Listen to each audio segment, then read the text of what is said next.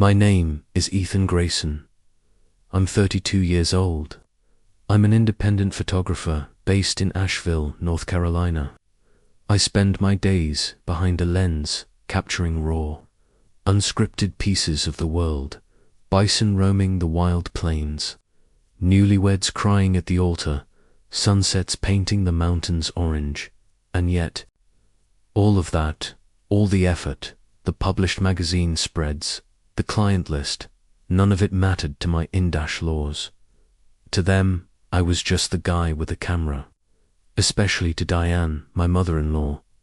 She smiled when she said my name, but there was always something cold behind her eyes, a look that made me feel like I'd crashed a dinner party I wasn't invited to.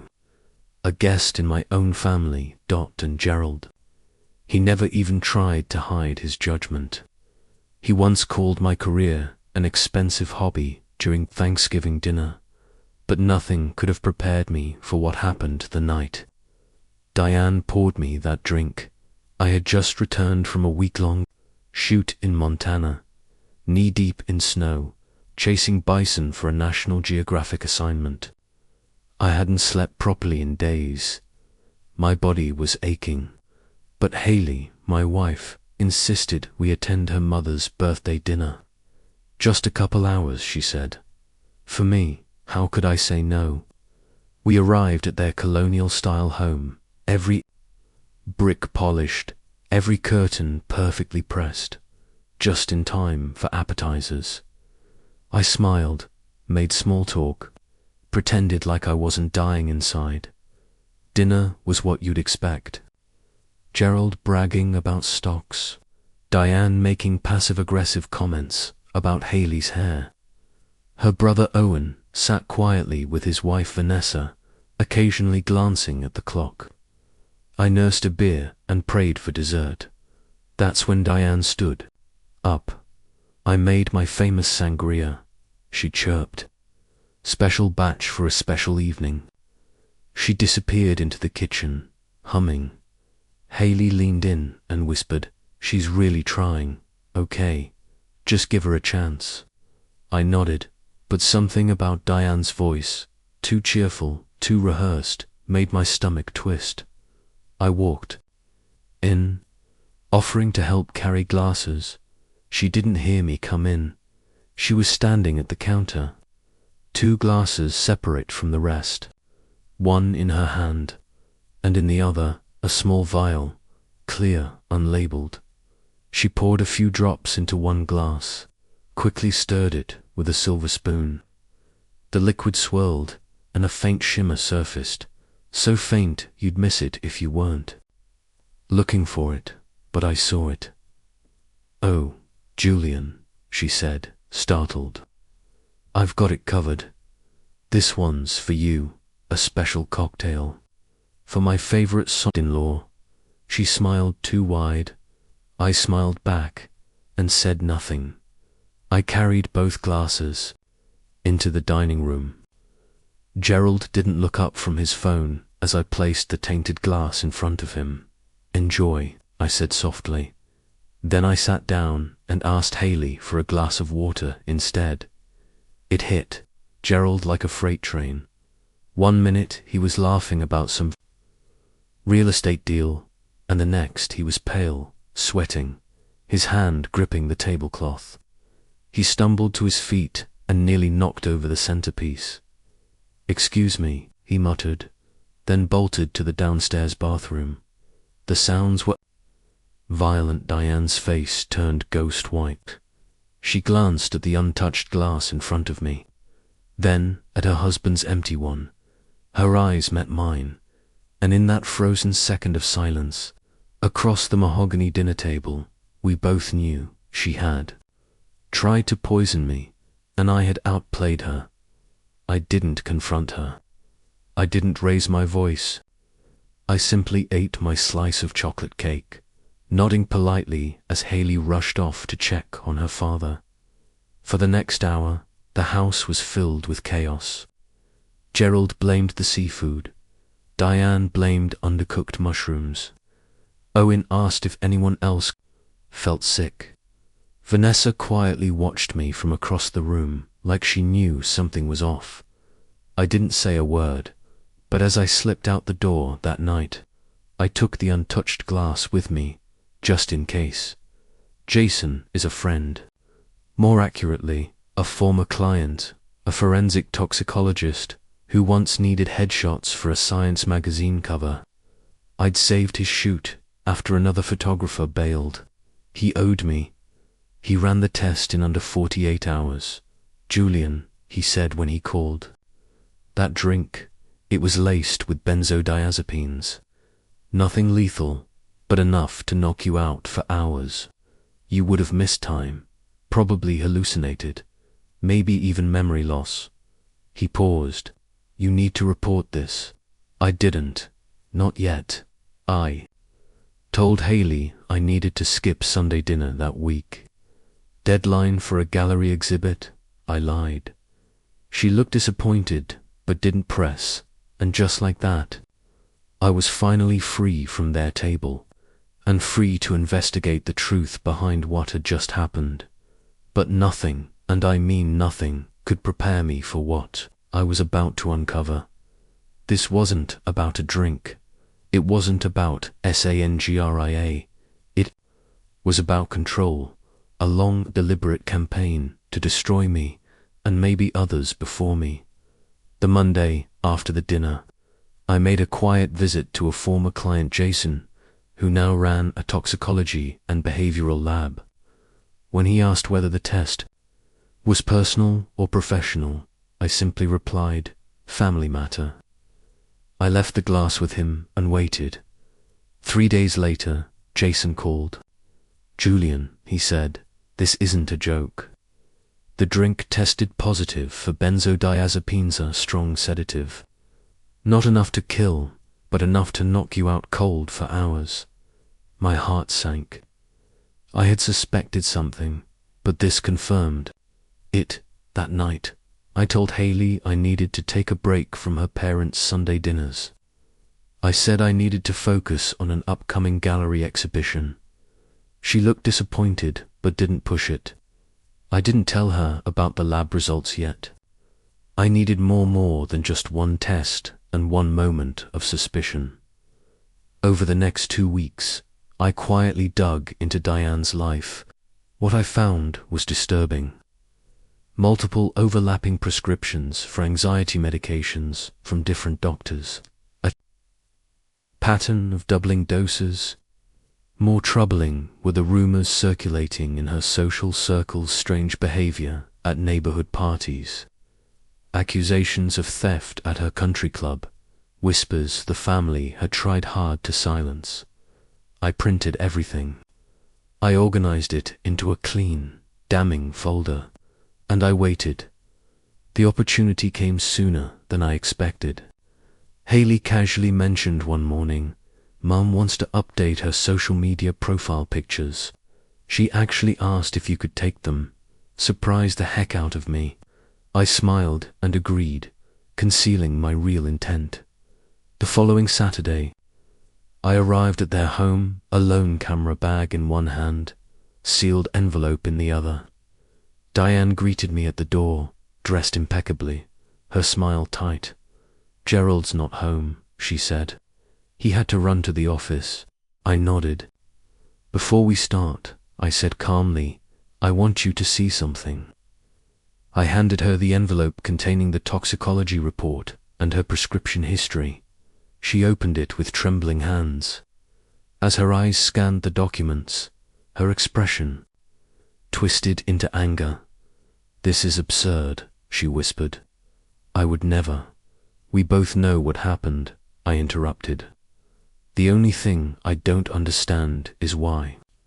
Her eyes narrowed. You're not good enough for my daughter. You never have been. I didn't flinch. And poisoning me makes that better. Was that your idea of helping? I just wanted to make you sick, she spat. Miss that ridiculous gallery opening. Show Haley you're unstable, that you're not reliable.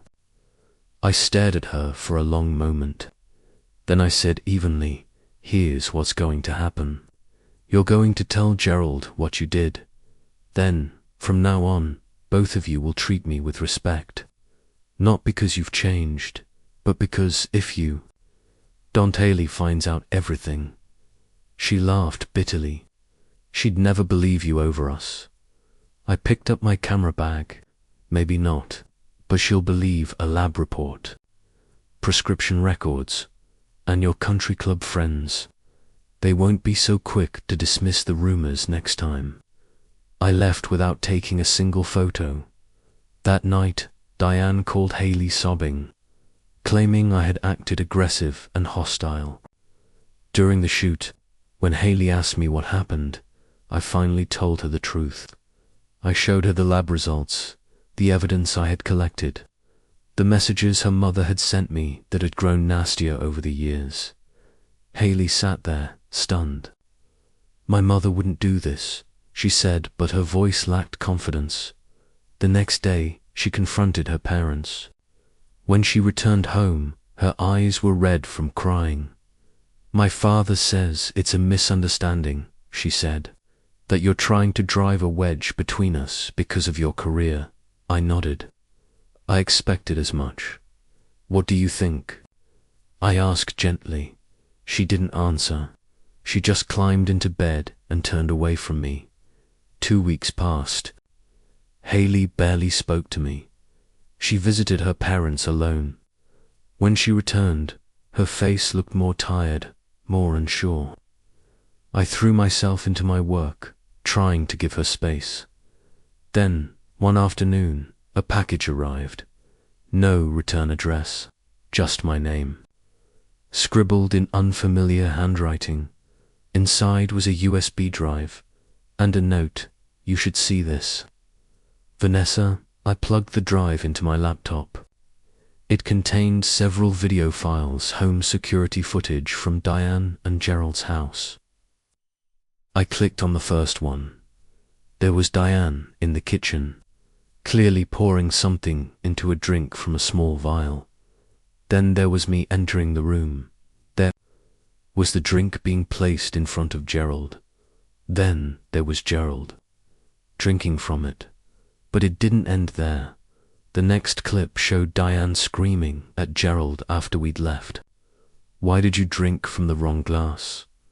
Gerald yelled back, "This isn't the first time you've pulled something like this." I sat back in shock. Not only was this confirmation, it was patterned behavior. Gerald knew. The next file was even more damning. It was 2 days after the dinner. Diane and Gerald were in the living room. "He knows what you did," Gerald said. "So what?" Diane replied coldly, "It's his word against mine. Haley will never choose him over her family, and if she does, then she's not the daughter I raised." Then, even worse, "Don't worry. I've already started talking to her about their marriage problems. By the time I'm done, she filed for divorce thinking it was her idea." My hands were shaking. Not out of fear but rage. Controlled, focused rage. I picked up the phone and called Vanessa. "Why did you send this to me?" I asked. Her voice was calm. "Because they did the same thing to me. When I married Owen, for 2 years, they tried to break us up. Said I wasn't good enough. It almost worked." I sat on the couch for nearly an hour after hanging up with Vanessa, staring at the paused footage on my laptop screen. The truth was all there, now clear, undeniable, and horrifying. But I also realized this wasn't just about me anymore. Diane and Gerald had spent years manipulating their daughter's life. They had pushed away anyone who encouraged her independence. And Haley, she never even realized it was happening. I needed her to see it. All of it, not in pieces, not in arguments, but laid bare, undeniable, the next evening. I invited Owen and Vanessa to our house for dinner, without telling Haley why. She looked confused, but didn't ask questions. I knew this would hurt her, But it was time. After dinner, I connected my laptop to the TV. The moment everyone was seated, I took a deep breath and said, "There's something I need you both to see." The room fell silent. I played the footage from Diane in the kitchen, then the clip of Gerald drinking the tainted sangria, then the heated argument where Diane blamed him for drinking the wrong glass. Owen looked stunned. Vanessa held his hand tightly. But the next clip, the one where Diane confessed to planting doubts in Haley's mind, plotting to tear us apart, was what broke the silence. Haley turned pale. She didn't cry. She didn't speak. She just watched, jaw clenched, hands gripping the edge of her chair. When it was over, she turned to me, her voice barely a whisper. "Why didn't you tell me sooner?" I looked her in the eyes. "Because if I told you, it would have felt like just another argument. Another me versus them. I needed you to see what they are with in the way." She nodded slowly, blinking back tears. Owen, on the other hand, stood up, his face red. "This is fake. This has to be fake. My parents wouldn't. They wouldn't do this." Vanessa touched his arm gently. "Owen, they did it to us too. Why do you think they suddenly started treating me better after I got pregnant? Because a grandchild gave them control, leverage." The room fell into a tense, heavy silence. Haley eventually whispered, "I need to talk to them." I didn't say anything. I knew this moment had to be hers. The next day, she called her mother. She didn't yell, she didn't accuse. She simply said, "I've seen the footage. We'll be coming over tonight. Owen and Vanessa will be with us. So will Julian. No more lies." That night, I packed my camera equipment. "Why are you bringing that?" Haley asked. "Because your parents always believed they could control the story," I said. "Tonight, I tell mine." When we arrived, Diane and Gerald were waiting in the living room, acting like they were hosting SundayDinner.com, composed. Gerald tried to start with his usual charm. "I understand there's been a bit of a misunderstanding," I interrupted. "This meeting will be recorded for the family archives." Diane stood up. "Absolutely not. That's outrageous family business," I said. "And I'm family." I set up my tripod and hit record. For 2 hours, we laid it all out. I presented evidence, played recordings, read emails aloud. With every denial they attempted, I countered with proof. When they called me manipulative, I showed the video of them planting doubts. When they called me unstable, I played the part. Where Diane admitted she wanted to sabotage my gallery opening, Haley didn't say much. She didn't have to. Her face said it all. Owen sat stunned, jaw tight, unable to believe what he was seeing. Finally, Haley stood up and faced her parents. "I love you, but what you've done is unforgivable. You don't get to control my life anymore, or my marriage." Owen followed. "We're grown adults. You don't get to pick who we love, or how we live." Diane began to cry, not out of remorse, but out of loss. She was losing her grip. Gerald just looked beaten, like a man who had finally realized the walls were crumbling. Before we left, I handed Gerald a USB drive. "What's this?" he asked, his voice flat. "Everything," I said. "The footage, emails, witness statements. It's yours to keep." He narrowed his eyes. "You threatening me?"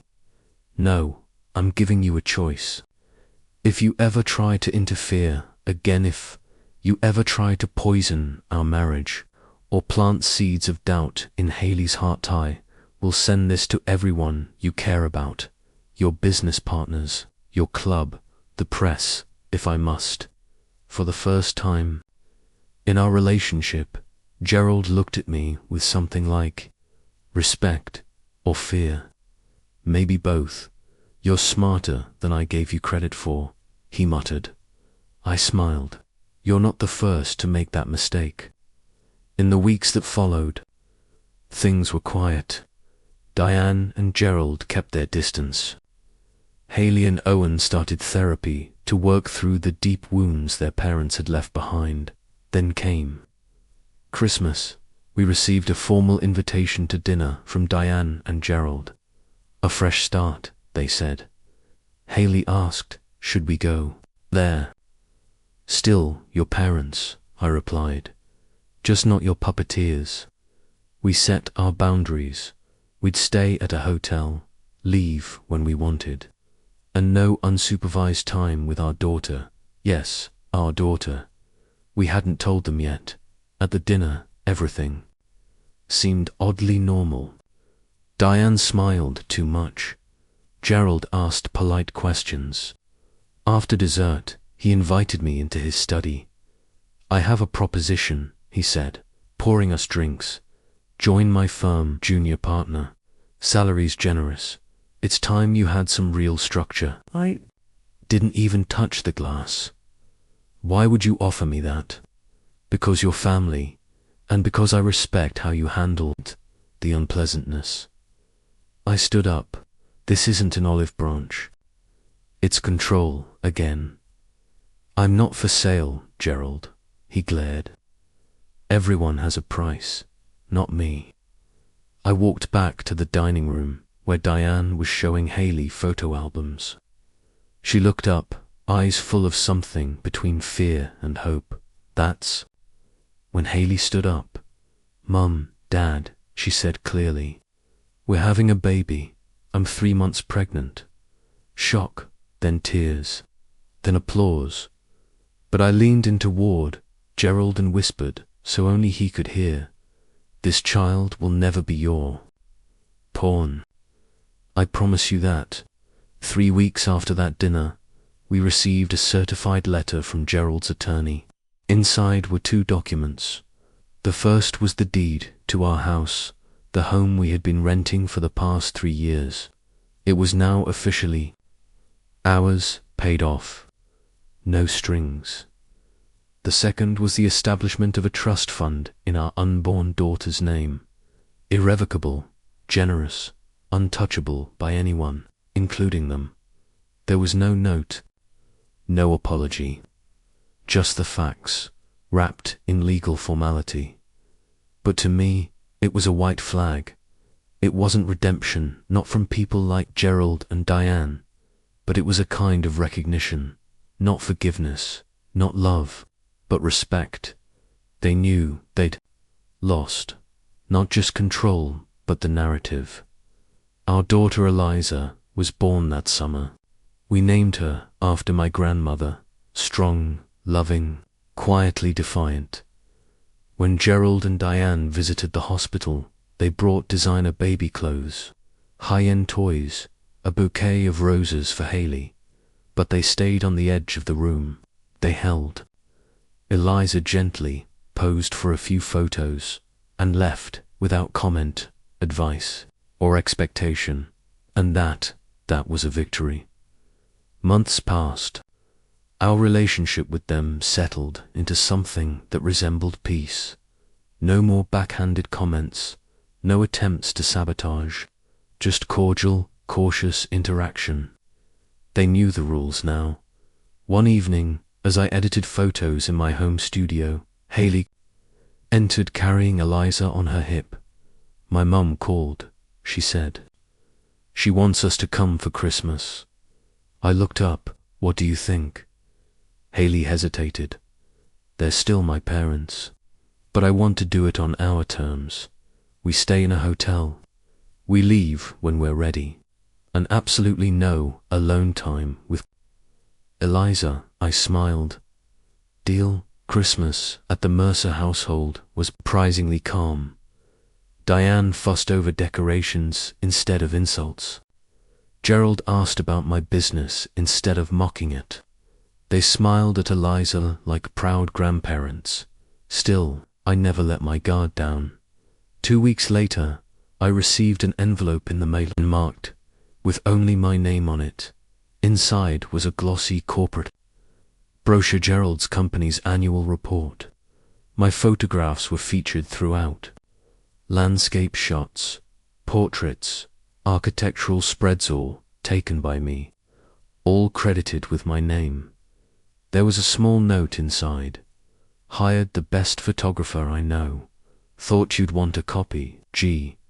It wasn't love or apology. It wasn't warm, but it was acknowledgement. He was showing the world what he'd never said out loud, that I had value, that I had earned respect on my terms. I didn't call him to say thank you. He knew, I knew. That was enough. Spring arrived with blossoms and promise. I opened my own gallery in downtown Asheville, dream I'd nurtured for years. At the grand opening, the gallery was full of people, clients, friends, supporters. Haley stood beside me, radiant, with Eliza in her arms. My parents had flown in from Oregon. Vanessa and Owen brought their son. Even Diane and Gerald came. Briefly, Diane held Eliza again, this time under Haley's watchful eye. Gerald shook my hand, looked at the walls lined with my art, and gave me a quiet nod of approval before they slipped out the door. It was progress. Strange, restrained, but real. That night, Haley and I stood on the porch of our home watching the stars over the mountains. Eliza slept peacefully upstairs. Do you think they've changed? She asked me, her voice soft. I thought for a long moment. No, I said honestly, but I think they've accepted that we have, and they can't change that. She smiled and leaned her head on my shoulder.